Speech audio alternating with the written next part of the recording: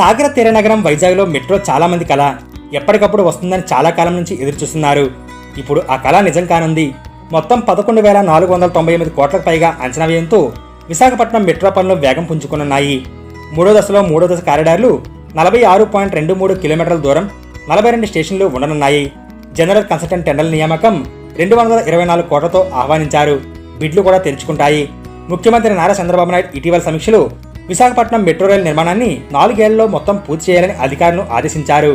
అయితే తొలి త్వరలోనే మెట్రో సేవలు అందుబాటులోకి రావచ్చు. విజయవాడలో నిర్వహించిన సమీక్షలో నగరంలో ట్రాఫిక్ సమస్యకు పరిష్కారం ఇవ్వడానికి డబుల్ డెక్కర్ మోడల్ మెట్రో నిర్మాణం చేపట్టాలని సూచించారు.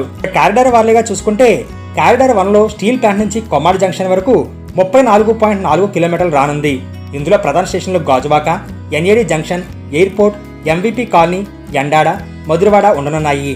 ఇక కారిడార్ 2లో గురుద్వారా నుంచి పాత పోస్టాఫీస్ వరకు 5.07 కిలోమీటర్లు ఉండనుంది. దీనిలో భాగంగా ప్రధాన స్టేషన్లు ద్వారకానగర్, ఆర్టీసీ కాంప్లెక్స్, డాబా గార్డెన్స్, పూర్ణ మార్కెట్ ఉండనున్నాయి. కారిడార్ 3లో తాడిచెట్లపాలెం నుంచి చినవాల్తెర వరకు 6.75 కిలోమీటర్లు ఉండనుంది.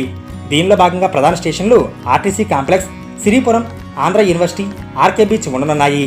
ఇక కారిడార్ 5లో కొమ్మాడి నుంచి భోగాపురం ఎయిర్పోర్ట్ వరకు 8 కిలోమీటర్లు ఉండనుంది.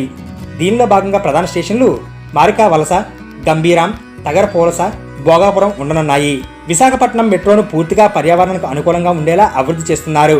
ఇది కార్బన్ ఉద్గారాలకు దాదాపు 0 లెవెల్కు తగ్గించడం ద్వారా దాని లక్ష్యంగా పెట్టుకున్నారు. ఎక్కువగా సౌరశక్తిని ఉపయోగించుకోవాలని చూస్తున్నారు. ప్రయాణాన్ని మరింత హాయిగా మార్చేందుకు ట్రాక్ వెంట పచ్చదనాన్ని ఏర్పాటు చేయాలని నిర్ణయించారు.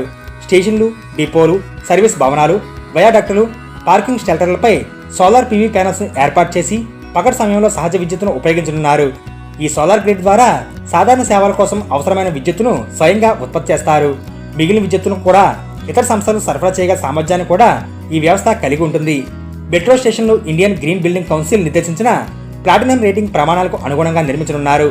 మొత్తంగా విశాఖపట్నం మెట్రో స్మార్ట్ టెక్నాలజీతో పాటు పర్యావరణ పరిరక్షణకు టార్గెట్గా పెట్టుకుంది.